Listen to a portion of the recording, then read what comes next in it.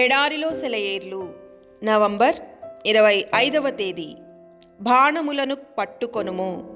నేలను కొట్టమనినప్పుడు అతడు ముమ్మారు కొట్టి మానెను. అందునిమిత్తము దైవజనుడు అతని మీద కోపించి, నీవు 5 మారులైనా 6 మారులైనా కొట్టిన ఎడల సిరియనులు నాశనమగు వరకు నీవు వారిని హతము చేసియుందువు. 2వ రాజుల గ్రంథము 13వ అధ్యాయము 18-19 వచనాలు. ఈ మాటల్లోని సందేశం ఎంత సూటిగా కనిపిస్తున్నది. యెహోయాషు తాను చేయవలసిన పనిని 2వసారి 3వసారి కూడా చేసినందుకు మురిసిపోయి ఉండవచ్చు. అతని దృష్టిలో ఇది విశ్వాస కార్యమే.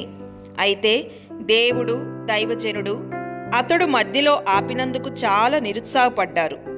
అతనికి కొంత దొరికింది, చెప్పాలంటే చాలా దొరికింది.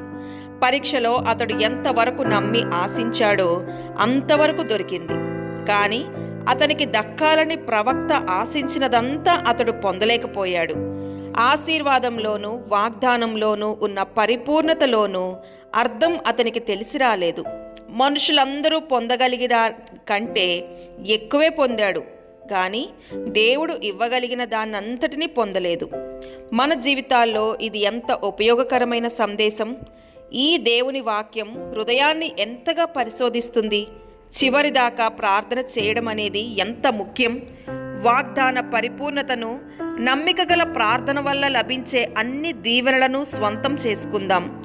మనలో కార్యసాధకమైన తన శక్తి చొప్పున మనము అడుగువాటన్నిటికంటేను, ఊహించువాటన్నిటికంటేను అత్యధికముగా చేయ శక్తి గల దేవునికి కలుగును. ఎఫెసీయులకు రాసిన పత్రిక 3వ అధ్యాయము 20వ వచనం. పౌలు వ్రాసిన వాటిల్లో ఇంతకంటే నొక్కి వక్కాణించిన మాటలు మరెక్కడా కనపడవు. ప్రతి మాటలోనూ అనంతమైన ప్రేమ, ప్రార్థించే మన పట్ల గొప్ప కార్యాలు చేయగల శక్తి ఇమిడి ఉన్నాయి. అయితే ఒక్క షరతు, మనలో కార్యసాధకమైన తన శక్తి చొప్పున. మనం ఆయన్ను ఎంతవరకు చేయనిస్తే అంతవరకు చేస్తాడు. మనలను రక్షించి తన రక్తంలో కడిగి తన ఆత్మమూలముగా మనలను శక్తిమంతుల్ని చేసి అనేకమైన శోధనల్లో కాపాడిన దేవుని శక్తి మన పక్షంగా అత్యవసర పరిస్థితుల్లో అన్ని ఆపదల్లో పనిచేస్తుంది. దేవుడి మాటలను దీవించునుగాక. ఆమేన్.